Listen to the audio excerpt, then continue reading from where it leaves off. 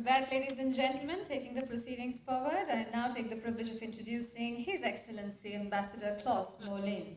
He's Ambassador of Sweden to India. He previously held the post of Chief of Protocol at the Ministry of Foreign Affairs in Sweden. He's also served as the head of the Department for Asia and Pacific region and has been the ambassador to Thailand. He's also served at embassies in Washington and Bangkok and the permanent mission of Sweden to the UN in New York. Ladies and gentlemen, as I request Your Excellency, I request you to kindly address all of us. Please welcome His Excellency Ambassador Klas Molin.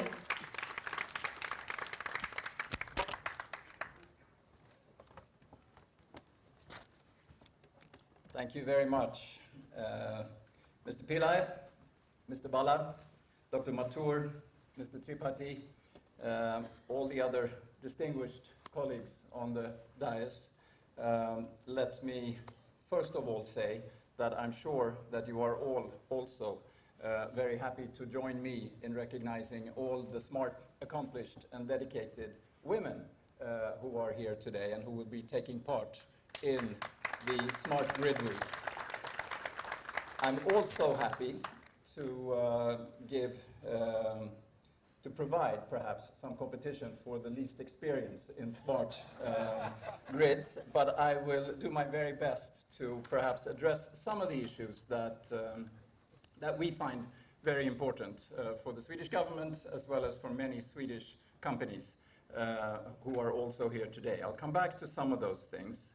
We used to have, it was mentioned that I've served in the UN, we used to have a bit of a self-deprecating battle cry. Have no fear, Sweden is here. I'm not sure how that works here, but I am very happy and very proud, and I'm sure also my American and other colleagues will feel comfortable and reassured by the fact that you are all powered by Sweden this week.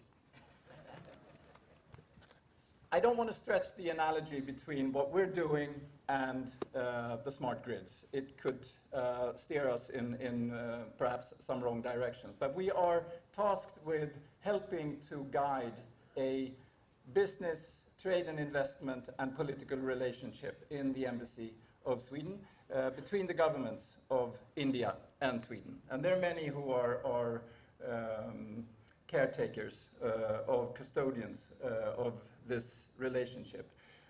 Sweden's been here a long time. We have somewhere between 170 and 200 companies present with manufacturing, with providing services, etc. in India. Many of them have been here for not just decades, some for over 100 years.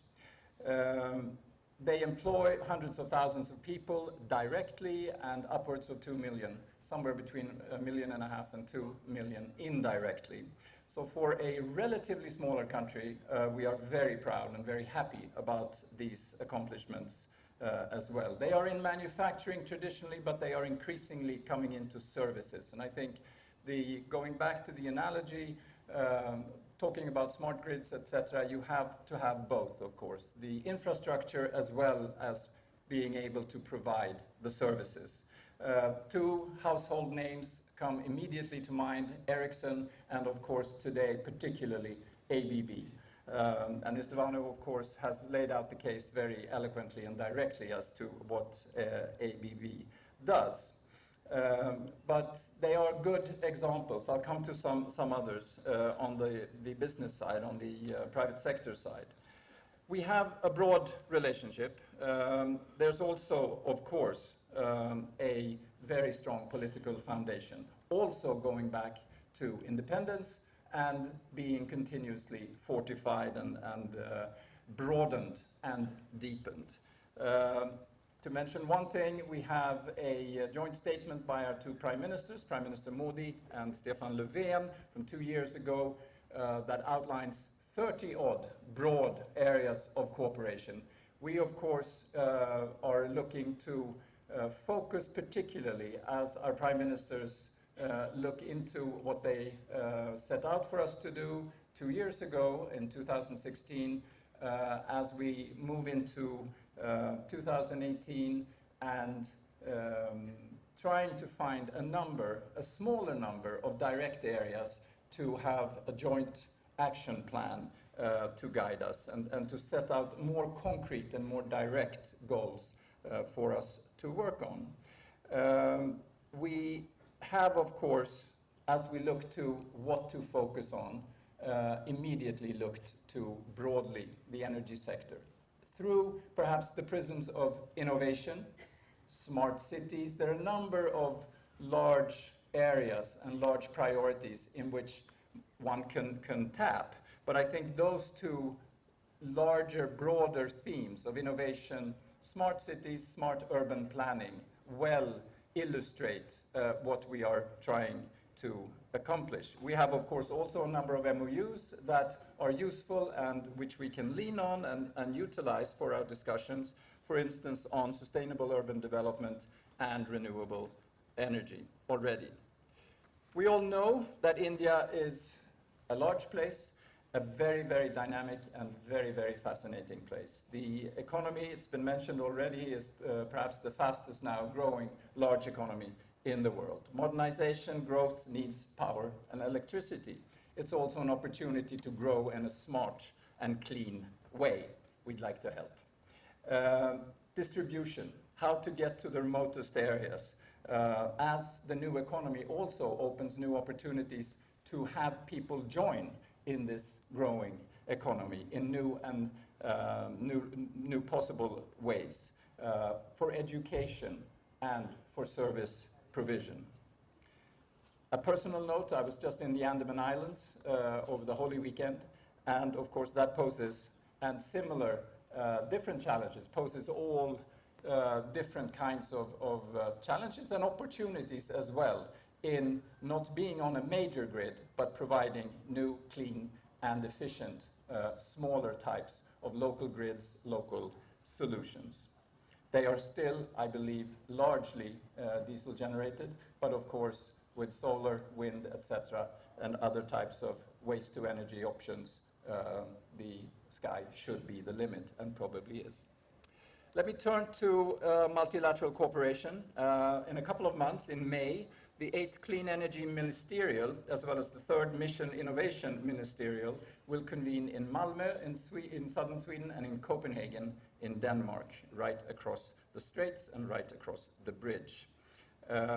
We, of course, look forward to welcoming Minister Dr. Harsh Vardhan and others, as well as many representatives of business, research, civil society and international organizations to Sweden, and to act upon our common objective of accelerating the transition to clean energy. We believe very strongly, and I hope our record proves it, how strongly we believe in the importance of these two multilateral initiatives and others emanating from the Paris Agreement of a few years ago. For mission innovation in particular, Sweden has decided to double the part of our energy research and innovation that focus on funding for researchers and industry to find solutions to energy challenges which support also the long-term and transformative research and development needed. We have the Swedish Smart Grid Forum, which is tasked in Sweden with coordinating much of this work, as well as promoting solutions for Sweden, and also that could be applicable for partnerships and cooperation abroad. Finally, I mentioned that I would come back to some of the private sector actors. We need you, we need all of us, we need the cooperation to do some of the heavy lifting. There are some both older, more established, and new and innovative companies from Sweden present today. And you will find them not just in the pavilion downstairs, but you will also find them in a folder which is presented at the pavilion with short presentations of each. I mentioned ABB already. Few Swedish companies are probably more well known here in India. Present in practice, I think, since independence, but with manufacturing since the early 1960s here in India, of course. And they are a very, very firm and very strong player in this realm. Recognizing all the new challenges that everyone is talking about at the moment with the smart grids, of course, we should not forget the very basic necessities that ABB and others provide through the regular grid. Secondly, two new companies, Pamoja Cleantech and Inauguration, are here. Pamoja is just about to launch a microgrid research project in Assam state, using hybrid solutions and local resources. Will partner with Tata Power in order to field test their solar-powered water pumps in Bihar. I'm also happy to see many other smaller Swedish companies here, like Cleantech Motion, Metrum, PPAM, FLIR, and FMTP. And you will probably have equally hard time to pronounce some of these. They are abbreviations, but they are present in the pavilion downstairs. Lastly, of course, we will help you introduce them or help them introduce themselves to you in the pavilion that I've mentioned, and to discuss new and smart solutions in the Smart Grid workshop tomorrow, which will be co-chaired by Maria Sandqvist, who is here from the Swedish Smart Grid Forum. So much to come. Thank you very much for your attention, and good luck.